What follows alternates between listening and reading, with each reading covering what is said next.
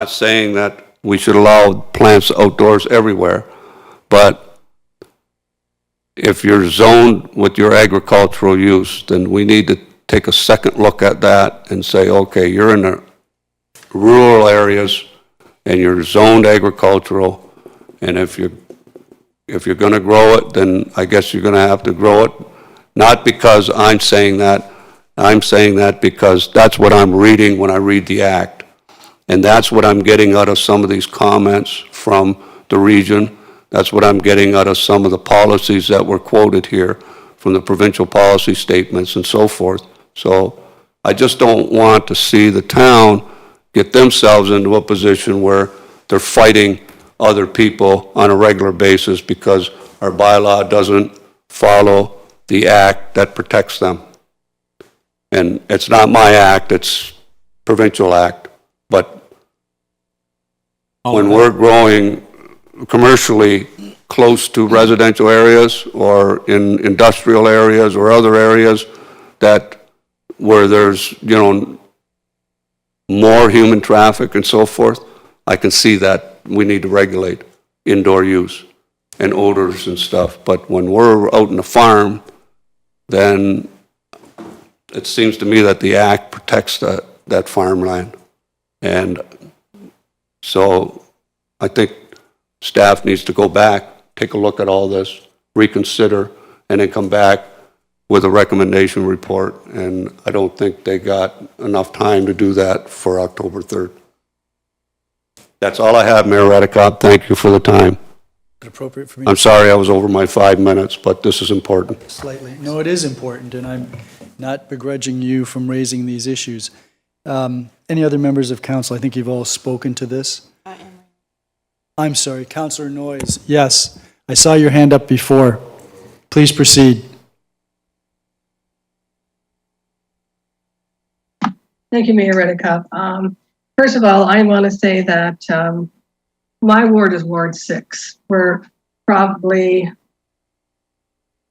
90% of the possible outdoor grow-off will occur in this town. I will be very disappointed if we do not proceed with the recommendations of the report after they've reviewed some of the comments made. I think passing it on to the next council, after we've been looking at this for 2 or 3 years, I know I've attended meetings my first year on council this term in regards to people who are concerned about outdoor grow. We currently have a policy in place that does not allow outdoor grow. So it's not like we're reinventing the wheel in regards to not allowing outdoor grow. It's not allowed now. So I with all due respect, I don't understand Councillor Lubberts' position in that, we're running against the act per se or whatever, because if we are, we've been doing it for many years, ever since marijuana commercially was allowed, I guess, in 2018. This is not a new problem. This act was passed in 2018.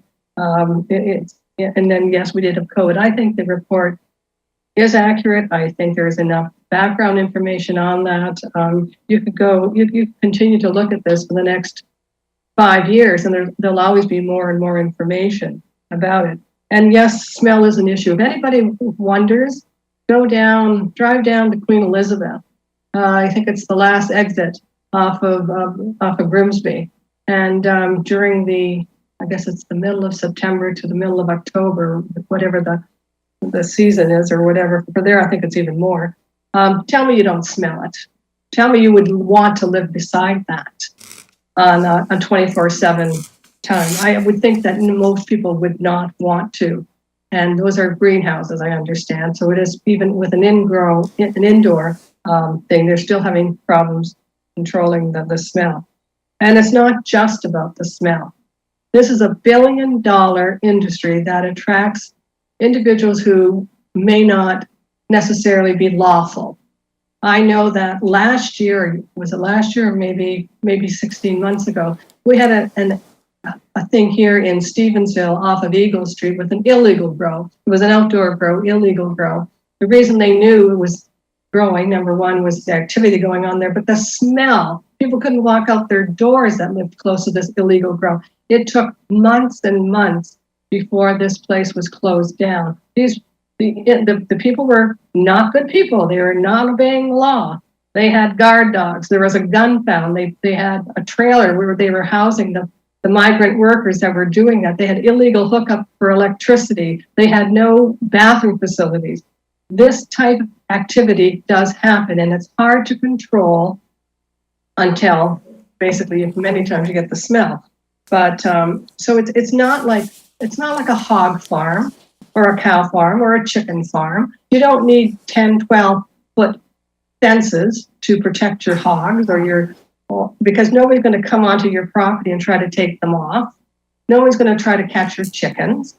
It's a totally different type of industry, and you have to protect the neighborhood that this type of industry happens. We have, I think I don't know if it's one of the largest in Ontario, we have a wonderful cannabis facility that's indoors that I have not yet had one complaint from that facility. Now there's some other complaints about other areas, but not that particular facility. I can go there any day of the week and I don't smell anything, regardless of which way the wind is going. They have spent, I think, $23 or $35 million to do it right. And they have an ongoing contract with many different suppliers, et cetera, et cetera. They've done it the right way, and I can give them a lot of credit for doing it the right way. You have also problems with groundwater. In regards to contamination of the groundwater, you also have problems with if the facility is taking the water from the ground as opposed to a cistern. And I think one of them, in the report it talks about that it should be from a cistern, it shouldn't be from the groundwater. That's local, and I approve that. I think that's a great idea. You have the ability in a indoor facility to do site plan control. You can't do site plan control in a farmer's field. So that's why I strongly encourage that we continue to just allow indoor grow ops. We do not consider outdoor grow ops as being acceptable in this town. If somewhere down the line, the different higher levels of government say you can't do that, well, so be it.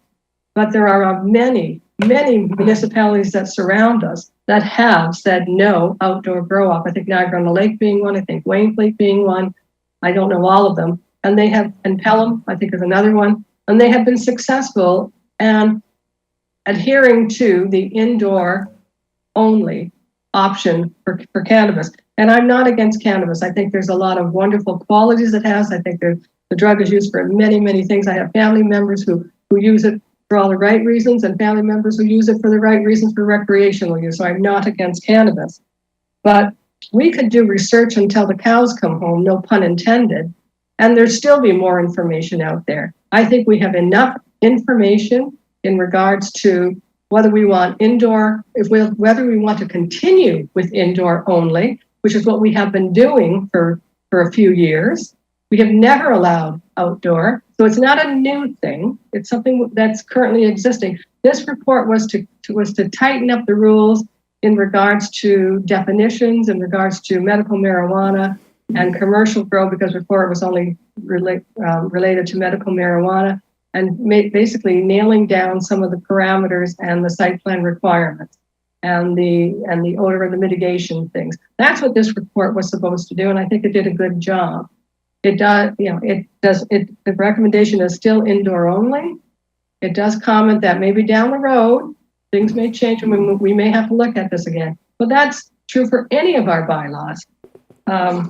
So again, I think we have enough information. I think October 3rd is plenty of time for us to look at it. We've had this report on Let's Talk Fort Erie. This is a recommendation that the public has looked at and commented on, and the report comments on indoor only. So now if you're going to turn the apple cart upside down and say we're going to start all over again, I would wonder why, because there's not a lot of people chomping at the bit to say, let's do outdoor. We have one individual who grows cannabis and says, you're doing everybody a favor by saying you can't grow outdoors because they're going to lose their shirt on it. we can't, again, you can't control an outdoor facility. You're going to deal with a fringe element. You're going to deal with people trying to get it illegally, cutting through the fences, the bright lights, the security system. You don't need bright lights, security systems, and 10-foot fences for hogs or chicken farms. So comparing this to a regular agricultural product, I think is wrong. It's a totally different product. There's a different market for it. It historically, in the past, has been a black market. So we can't ignore those things. So I'm 100% for this report, indoor only, and I think we should proceed with it. Thank you. Thank you very much, Councillor Noyes. Everybody's had their kick around the cat. So the question is to receive this report for information purposes. All those in favor? Oh, that's unanimous, so we can all agree on that. Okay, that takes us to the consent agenda, and PDS 62, 2022, which is the first report, has to come out of the report because we had a recommendation that the recommendations we dealt with separately because the developer is prepared to proceed with a subdivision agreement. So are there any other reports that anyone wishes removed from the package? If not, can I have a mover for what's left in the package? Councillor Dubanow. Any questions or comments with respect to any of the reports? Councillor Noyes, your hand is up. Is that from, yep, go ahead. Thank you. I'm just trying to get all the different paperwork here. I wanted to comment on report number, the PDS 67 2022, the Lion Sugar Bowl Park Pavilion request. I want to recognize the effort that was put in both by the Lions and the underwater recovery unit to come up with the $70,000. I think we should proceed with that, and I think we should take money out of the park reserves so that we can nail it down, and because the prices are only going to increase.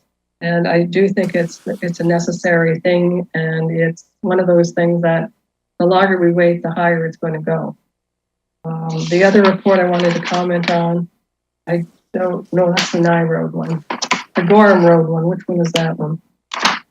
Gorham Road is PDS 66. Okay, the Gorham Road report. And I did have a chance to talk to Alex earlier today. And I don't know if there's, and then again, this is for inquiry in that the comment about the number of accidents at Gorham and the Nye too, Road was somewhat dismissive in that there's 10 accidents, which means there's an accident every year. So I do think that we need to pass this particular, these particular comments and this accident history to the Traffic Coordinating Committee, because I do think that we should be looking at some mitigating factors that we can do to prevent an accident happening every year at this particular area. I know it's a little bit after the development site itself, but that's because there's not those eight driveways aren't opening up to that, and I wonder if that's going to change the number from 10 to even higher if we don't look at the mitigation, whether it's better signage or slower things. So I do think that needs to be looked at. The other thing too, and I don't know if there's an answer yet, that's fine, is what is going to be the cost to the people on the other side of the road to hook up into the sewers, because the sewer system was put in place. Because I don't think it's going to be, I think in some cases it could be quite high, and I'm just curious what that would be, and whether they know what it's going to cost them, whether they even kind of figured this out. Well, okay, if the sewer goes there, I have to hook up, and this is what it's going to cost me to do it. I think that information should be, they should be encouraged to look into that so that they know. And I think that's it. Thank you. So just to follow up on that, Councillor Noyes, Mr. Hurlowich, will the residents that live on the west side of Gorham Road be required to tap into the new sewer line? Your Worship, yes, they will. I think they have a 2-year period once the sewer is installed. The cost of installing the sewer, though, that's to be borne by this particular developer, is it not? I will ask him, but I don't know that he's obligated to pay for their connection. He's paying for the sewer No, installation. not their connection. He'll have to pay for the sewer itself. That's correct. So they would typically be required to pay for the connection. That's correct.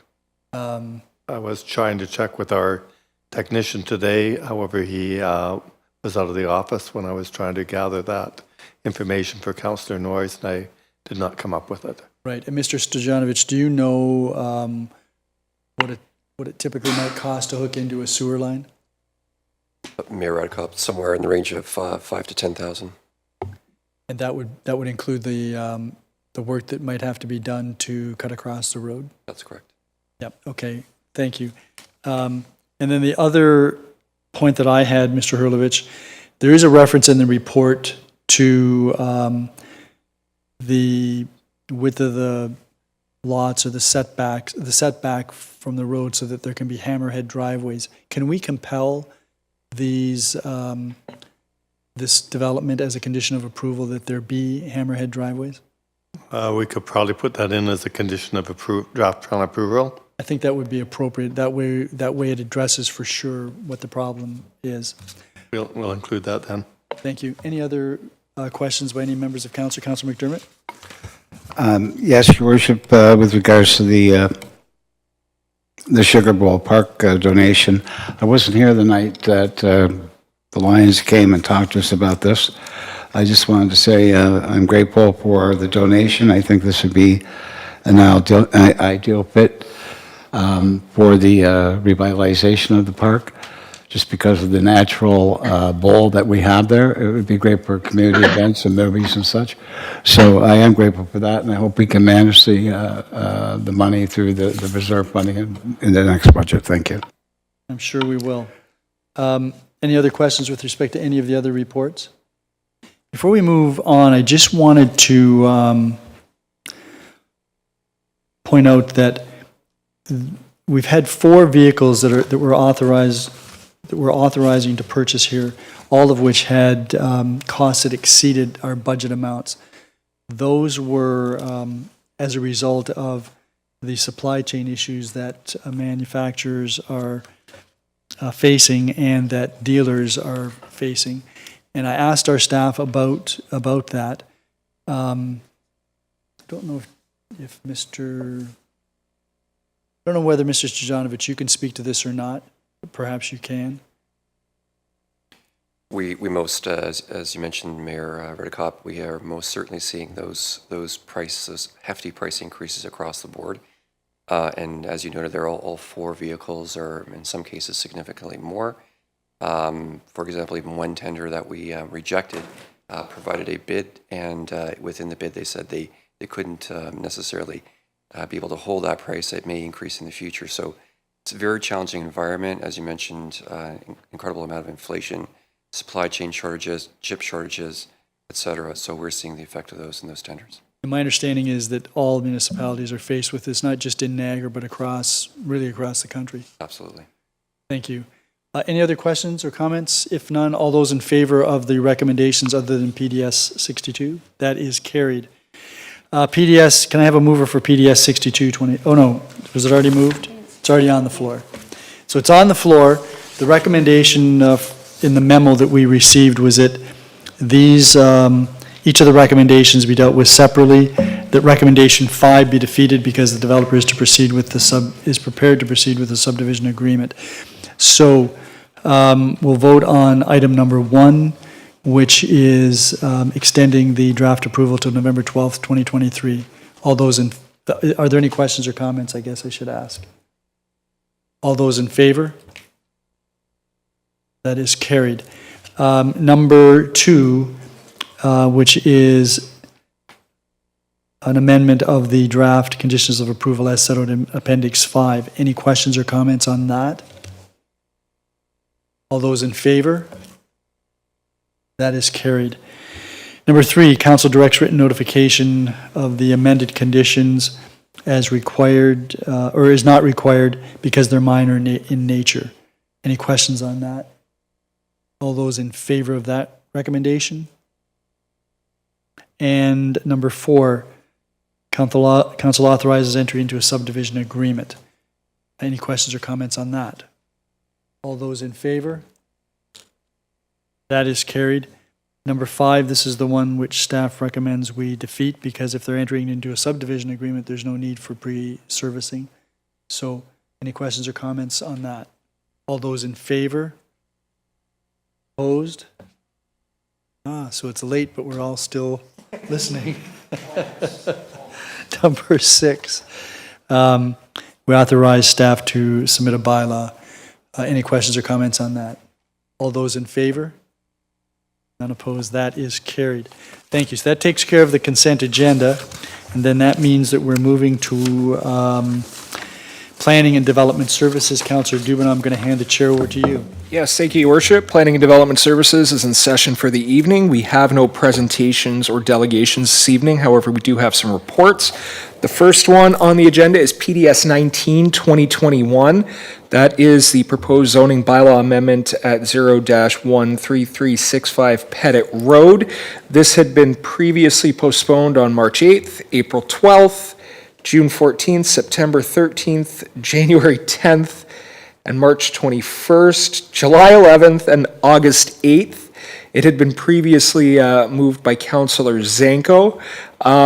Before I ask a member of council to move that we postpone this until October 3rd, as staff are waiting for that information, does anyone have any questions or comments? Yeah, Your Worship. Yeah, I did ask the question about, at the end of this memo, it talks about a recommendation report coming forward on October 3rd.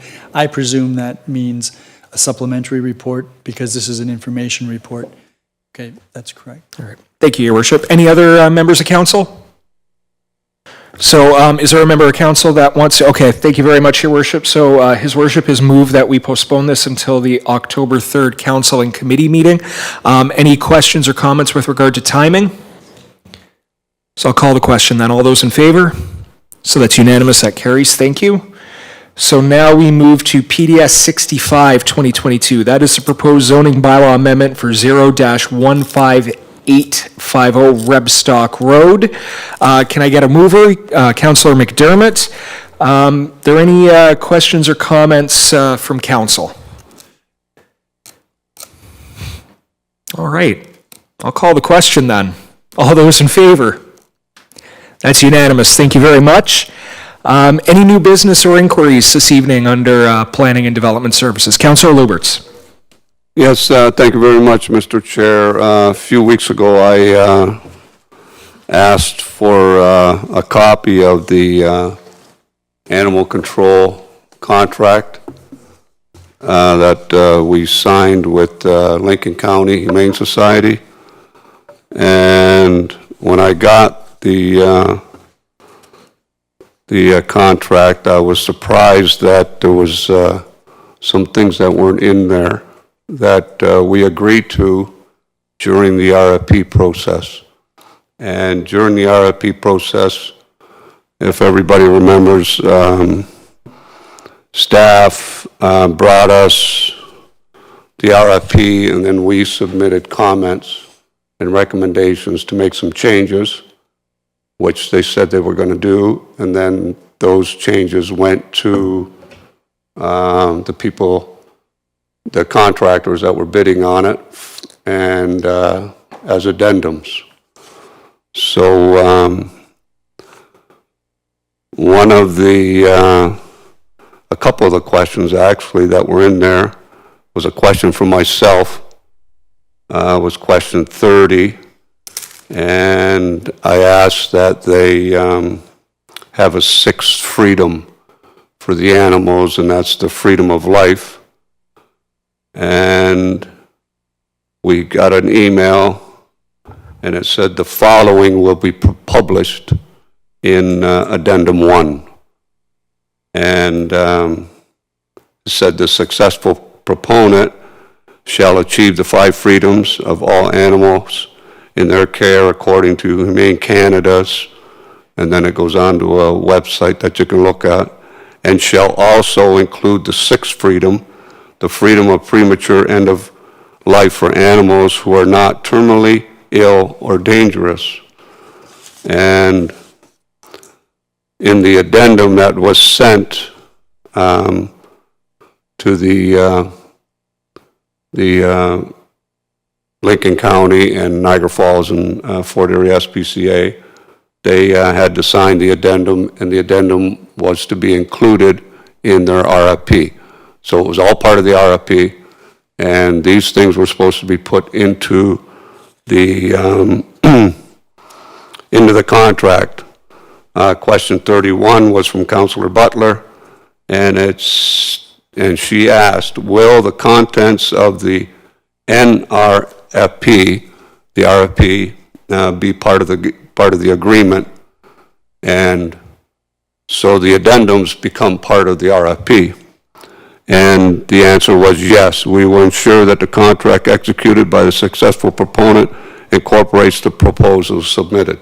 So the sixth freedom should be in there, in the contract, and it's not.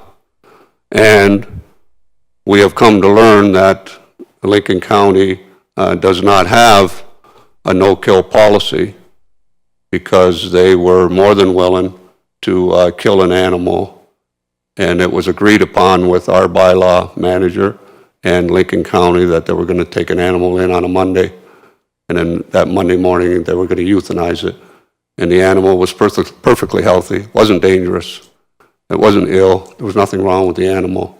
So they did subsequently stop the euthanizing of it. They said they wouldn't do it after I brought it to their attention, but it doesn't take away from the fact that the sixth freedom needs to be in the contract, and there's other things that we discussed in that RFP proposal that I don't see are in there, and there's some errors that were in the original contract that they were going to introduce that weren't fixed, that I had asked about. So my question is to the CAO and to Mr. Hurlowitz, like, what happened? Why were these things not put in the contract? Mr. McQueen, can you respond to that? Would you know? We can certainly take back the issues that have been discussed tonight and review the contract. Unfortunately, the original discussions regarding the RFP predated my employment here, and so I don't have the benefit of those discussions, but I'm sure we can trace it back through the minutes and take a look, but we can certainly check to see whether we've included or omitted them, and hopefully rectify anything that might have been missed. Councillor Lubberts, could you also highlight, if you haven't, you mentioned that there were some other areas as well. Could you highlight or bring those? Well, all I photocopied here was the parts about the sixth freedom, but we all got a copy of what was going to be submitted, right? But unfortunately, what happened through the process is we got a copy of the RFP, right? And then we made our comments, and then we were told that these changes were going to be made, and they would be put into an addendum, right? The contractors received the addendum, but council didn't receive the addendum. We did. There's two of them, addendum 1 and addendum 2, but we didn't see them.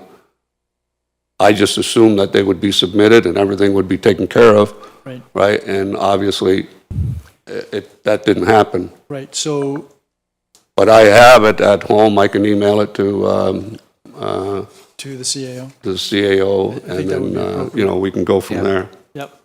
I think. And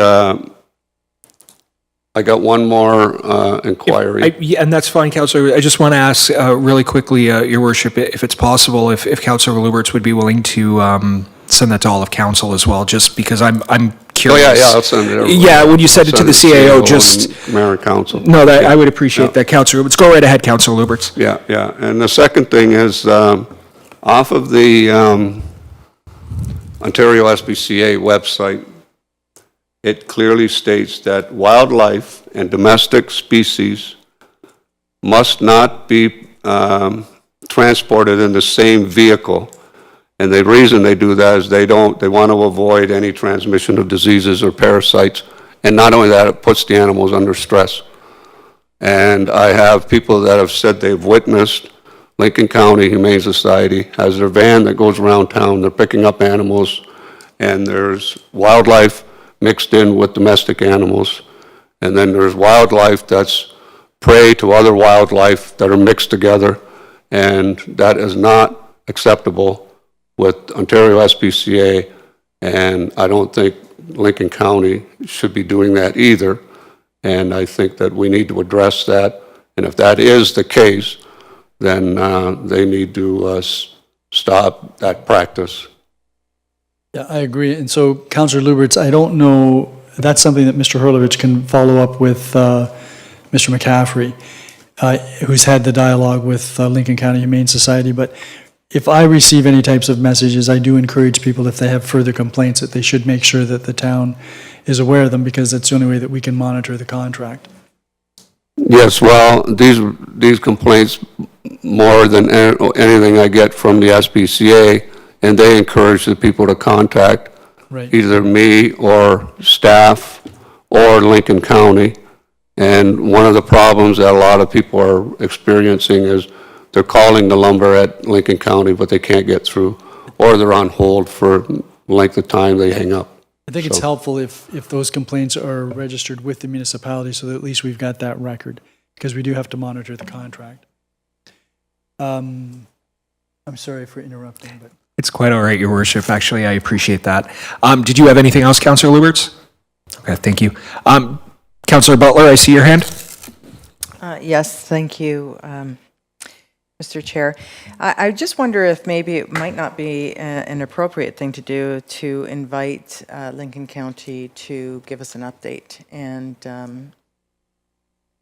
have them address some of the issues that have been brought to their attention to date, so that we're apprised of it. Because I do know that through my own correspondence inquiring about some of the complaints that were forwarded to us, that there may not have been some legitimacy to some and legitimacy to others. And I do want to state for the record that I did receive a phone call saying that the Lincoln County Humane Society attendant who drives the truck for them, the officer that drives in the Fort Erie area, was taking a loose dog, and the loose dog was a very frightened animal. But the way that this gentleman handled the situation was very five-star approach, and coached the dog, and was able to get him to kind of calm his nerves and come onto the truck willingly. So kudos to that officer. Thank you. Thank you, Councillor Butler. Mr. McQueen, is that perhaps something you can reach out to the Lincoln County, I almost said SPCA, Lincoln County Humane Society about perhaps to just come to council just to maybe address that? I know some things were mentioned. I think, I agree with Councillor Butler. I think they should have an opportunity to respond, whether it's in a formal situation like this or even an email update or something, just something to address those concerns. Mr. McQueen. Yeah, we can certainly follow up with them and Okay. get a report back. Thank you very much, Mr. McQueen. Do any other members of council have any new business or inquiries this evening? Any questions regarding the business status report? Your Worship. yeah, I mean, I see that we've got, looks like 10 reports possibly, and that doesn't include the one that we've deferred from PDS 19. That would be 11 on October the 3rd. We've got a number on October the 17th, and of the ones on October the 3rd, I think there are some public meetings in there.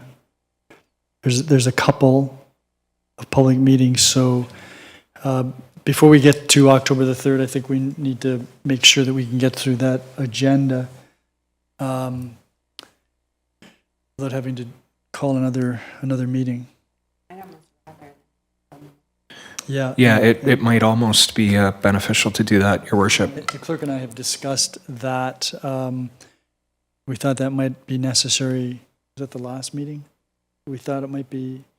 We've had some discussion because we've looked at the agenda. So If it appears it's going to be lengthy, then we will try to set another meeting date. No, and as chair, I appreciate that, Your Worship, because there's nothing worse than getting to midnight and you're trying to stay on the ball and have discussion about important issues. So I agree with Councillor Zanko. I'd rather have another meeting rather than pull an all-nighter, because that's just not bad. That's just not good for us and not good for decision making. Any other questions about the business status report? I hand the chair back to you, Your Worship. Thank you very much, Councillor Dubanow. That takes us to infrastructure services, and in Councillor Noyes' absence from the chamber, she's asked me to ask you to conduct the meeting. Councillor Lubberts? Yes, thank you very much, Mayor Redekop. Infrastructure Services now in session. We have no presentations or delegations, and we have no reports. And that will bring us to new business and inquiries. Councillor Butler and Councillor Zanko. Yes, thank you, Mr. Chair. I just wanted to follow up with respect to the traffic calming report. I have had inquiries regarding Bernard and Nye and whether or not they're going to be looking at safeguarding that four-way stop. Mr. Stodanovich? Can you cover that? Through the chair to the councillor, absolutely. Now that we do have the policy in place, we can certainly look at that area. Councillor Zanko. Thank you. Just a comment, seeing that Mr. Stavanovich is here. Just wanted to thank you for your assistance this week. Had a very weird, different, I should say, situation that I hadn't experienced in 2 terms of council, and you were very professional, while you also showed that you were very caring. So I very much appreciate your high level of professionalism that you show us. Thank you. Any other comments, inquiries? None. Business status report. Any comments or questions? Being none, Mayor Redekop, Infrastructure Services now in recess. I'll hand the chair back to you. Thank you very much, Councillor Lubberts and Councillor Zanko. That has always been my experience with Mr. Stojanovich. He's been very, very accommodating on so many levels. That takes us to corporate and community services. That would be Councillor McDermott. Thank you, Your Worship. Corporate Community Services now in session. Have no presentation and delegations. We have report number CS 12-2022, procurement policy that was postponed from August the 8th, previously moved by Councillor Zanko as recommendation 5. Are there any comments or questions? Your Worship.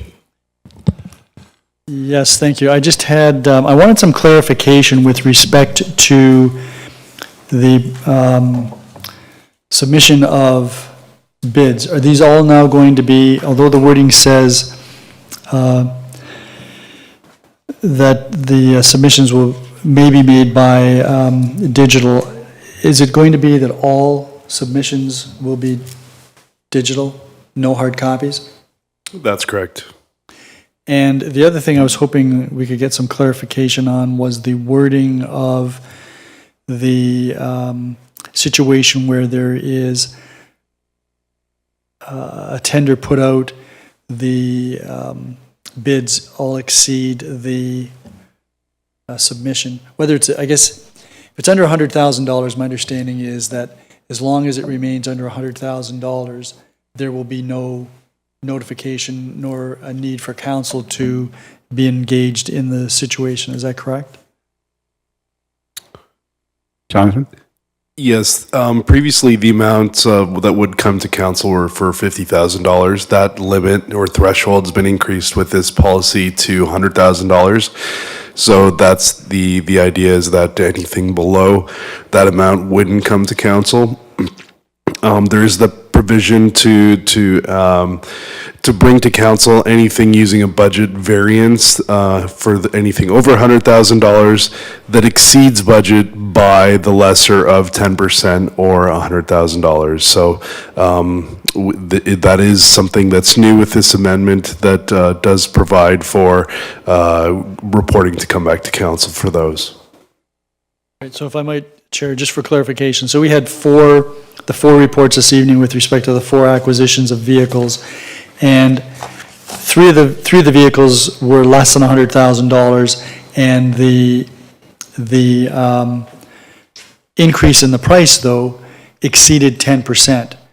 Would those come back to us, or do they not come back to us because they're still under $100,000? Mr. Jansen? Those previously, if they were under 50,000, they wouldn't have. And now again, if they are less than 100,000, you're correct. They would not come to council. That budget variance, and it's something we may look at in terms of wording before the bylaw comes forward to clarify that. But the idea is that it would be brought to council only if the lesser of 10% or 100,000 exceeds the base level of $100,000. So with the example of the fleet awards tonight, those would not have come to council. Right, and so if I might, Chair, then my understanding is that we'd be apprised of that when we receive a report from staff relative to budget variance? Mr. Jansen? Yes, twice a year, when we're closing capital purchases that are being capitalized, both in the spring and in the fall, we do bring a report to council that comments on all variances to council. As well, we bring a third report to council with the second quarter report. That one's actually coming up on next week on Monday, September 19th, that also comments on variances of projects that are not closed but are currently underway. Thank you. And then if I could just get clarification on page 25 of the package. It's section 8.5 of the new policy. There's a reference to requests for tender or procurements. I believe that says over $100,000. That would be, sorry, page 30 of the package, sorry. And in that paragraph, at the bottom of the paragraph, which goes over to the next page, it'd be 8.5A sub 3, it says about all the conditions applying, provided the town intends to accept the lowest compliant bid without negotiations. So can I just have clarification of that paragraph? Yes, and we do have Justin Kelly here, Manager of Procurement for the town tonight, and he's done an excellent job of bringing this forward, and I will just have him speak to that. So it's page 30 of the report, section 8.5. Did you see that there? I do. Okay. I do. Yeah, Mr. Mayor, and in regards to that particular section, it is intended for requests for tenders to be awarded to the lowest compliant bidder in all cases. So, but there's no, typically the tenders go and say there's no obligation for the municipality to accept the lowest tender. That's correct. But this says, this would tend to suggest that the council must accept the lowest tender. I wonder if this is something that you could direct your attention to, and we can maybe discuss this before this comes back for change by bylaw. I'm sure that I can provide some clarification on that. I mean, in all cases, there are circumstances where that does give us the ability or some latitude to make a decision where accepting other than the lowest compliant bidder may not be favorable to the town, and that would be the intent of that language within the document. Yeah, okay, that's great. Just maybe the wording is a little off for me. Thank you, Chair. Thank you, Mr. Johnson. Thank you. Anyone else on this? All in favor? Mr. Bennett, carried. So we'll go to new business inquiries, memorandum. Mr. McQueen?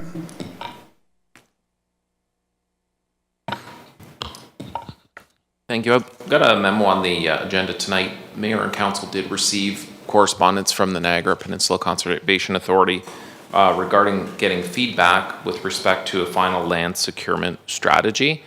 The deadline was proposing October the 3rd. Staff felt that may be just a short timeline. And with respect to the Conservation Authority also going through the municipal election, changeover of their board, we have made a request to extend the deadline to January 31st, as we think it'll just give us a bit more time. It's a fairly lengthy document, somewhat comprehensive, and it does obligate the municipality. So we just want to make sure we have a full understanding of what our, from a due diligence perspective, what our obligations or expectations might be with respect to land securement. So we'd like a little bit more time. So we're requesting an extension to January 31st, 2023. Comments or questions, Your Worship? Yeah, I just wanted to point out that we received this by email on September the 2nd, which was the end of the week before last, relative to a motion that had been passed by the Board of Directors of the NPCA on June the 17th. I'm presuming that their staff was very busy and had other matters to deal with, and not unlike the staffs of other municipalities that would have an interest in this policy, it seemed to me a little unrealistic for them to expect that we'd be turning this around in a month when it took them 2.5 months just to get it out to ask us for comment. So I certainly support this and would hope that the Conservation Authority would be willing to give the area municipalities an opportunity to respond to what could have fairly large financial implications in terms of their procurements. Any other comments or questions? I tend to agree. All in favor? Carried. Anything on the business status report? Back to you, Your Worship. Thank you very much, Councillor McDermott. That takes us to scheduling of meetings. Councillor Zanko. Thank you, Your Worship. There is a Fort Erie Active Transportation Committee meeting being held here tomorrow, which is September the 13th. It is a unique meeting because we are also hosting the semi-annual Active Transportation Niagara Network. So it does begin at 4 with the semi-annual meeting, and then the Fiat meeting will start immediately after in Conference Room 1. Thank you. Any other meetings? Okay, then Councillor Dubanow, how would you like to take a run at the adjournment? Yeah, Your Worship, I'd like to move that we adjourn at 9:55 p.m. All those in favor? Unanimous. Thank you.